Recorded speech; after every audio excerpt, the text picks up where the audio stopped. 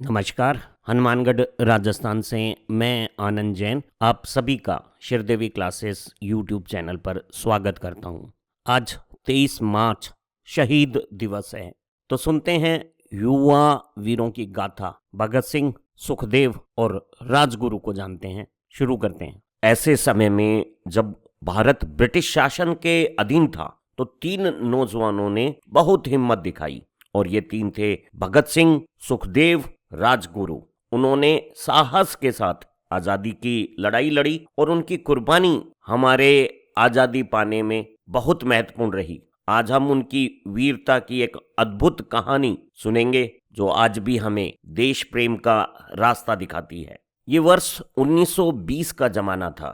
हिंदुस्तान अंग्रेजों के कष्टों से, गुलामी की पीड़ा से करहा रहा था। अंग्रेजों ने भारत का सब कुछ अपने नियंत्रण में कर रखा था। भारतवासियों की आवाज और उनकी जिंदगी सब अंग्रेजों के अधीन थी। लेकिन इस अंधेरे में तीन सितारे चमके। इन तीन नायकों ने अंग्रेजों के जुल्मों के खिलाफ चुप रहने से इनकार कर दिया, और ये थे भगत सिंह, जिनके सपने बड़े विचारों वाले थे। सुखदेव, जो एक चतुर योजनाकार थे, जो हर कदम सोचकर चलते थे। और राजगुरु, एक साहसी योद्धा जिसकी हिम्मत अडिग थी। और इन तीनों ने मिलकर आजादी की एक चिंगारी जलाई, आशा की लो बंधाई। कौन थे ये तीन? भगत सिंह सिर्फ 23 साल के थे, एक सोचने वाले योद्धा, एक महान विचारक जिन्होंने शक्तिशाली शब्द लिखे, आजादी की लड़ाई लड़ी, और आज भी हम सब के लिए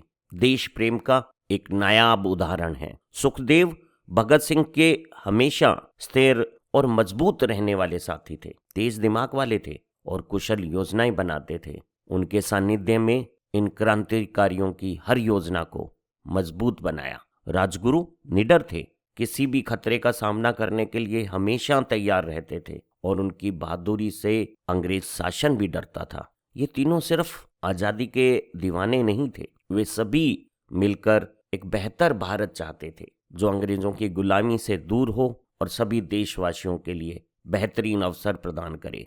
अंग्रेजों के खिलाफ भारत के आजादी आंदोलन की एक दास्तान वर्ष 1928 में लिखी गई। एक महान आजादी आंदोलन के नेता, पंजाब के केसरी लाला लाजपत राय, साइमन कमीशन के विरोध में प्रदर्शन को नेतृत्व दे रहे थे, और इस प्रदर्शन के दौरान ब्रिटिश पुलिस द्वारा अमानवीय तरीके से उनकी पिटाई की गई। इस पिटाई में वो घायल हो गए और उसी के फलस्वरूप उनकी मृत्यु भी हो गई। और लाहौर की इस घटना से नौजवान साथी भगत सिंह, सुखदेव और राजगुरु क्रोधित हो गए। उन्होंने फैसला किया कि अब चुप नहीं रहेंगे, और उन्होंने लाजपत राय पर लाठी चलाने वाले, निर्देश देने वाले ब्रिटिश अधिकारी को मारने का निर्णय किया। और इस घटना से एक ब्रिटिश अधिकारी जॉन सॉन्डर्स मार दिए गए। ये सिर्फ एक क्रांतिकारी बदला नहीं था, यह सोए देश को जगाने की पुकार थी और अंग्रेजों को एक चुनौती थी।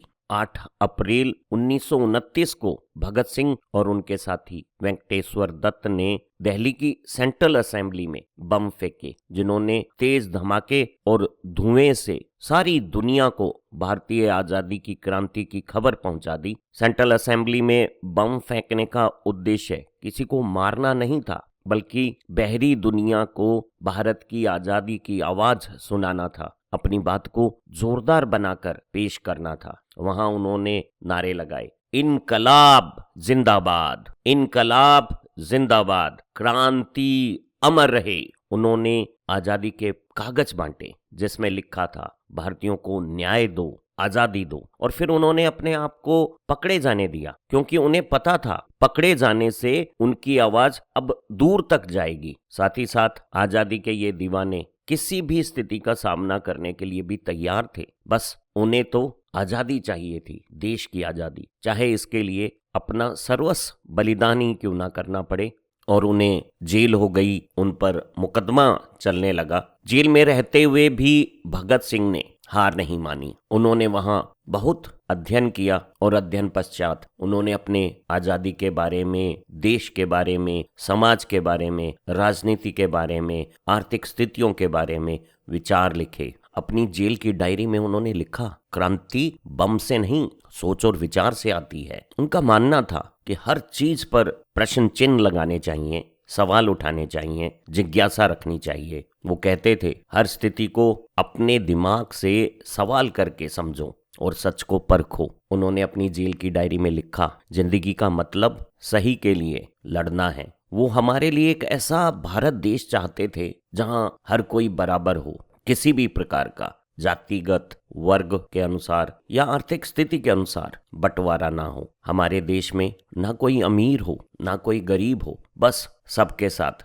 समानता हो और न्याय हो। और जेल की डायरी में लिखे हुए उनके ये शब्द हमें आज भी देश प्रेम और हमारे वतन को बेहतर बनाने की प्रेरणा देते हैं।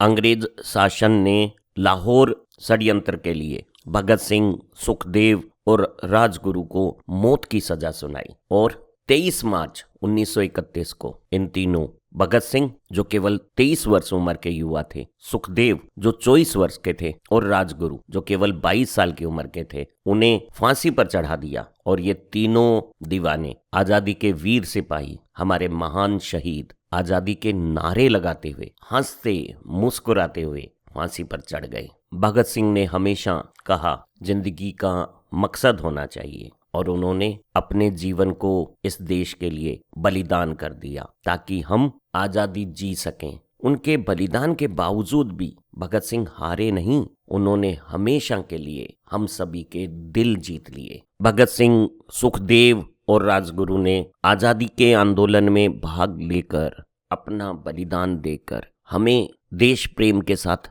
जीने का तरीका सिखाया है। भगत सिंह ने एक संदेश दिया है, आजादी हम सबका हक है, जिसे लेने के लिए सभी प्रकार के बलिदान किए जा सकते हैं। आज उनकी बहादुरी और विचार हमसे प्रश्न पूछते हैं, क्या हम सही के लिए आगे आएंगे, खड़े होंगे, बलिदान देंगे? क्या हम भारत को वैसा बनाएंगे जैसा इन अमर शहीदों ने सपने में देखा था? आइए देश प्रेम और बलिदान की भावनाओं को जिंदा रखें और बता दें, इन शहीदों की जंग हमारे अंदर भी जिंदा है। इनकलाब जिंदाबाद।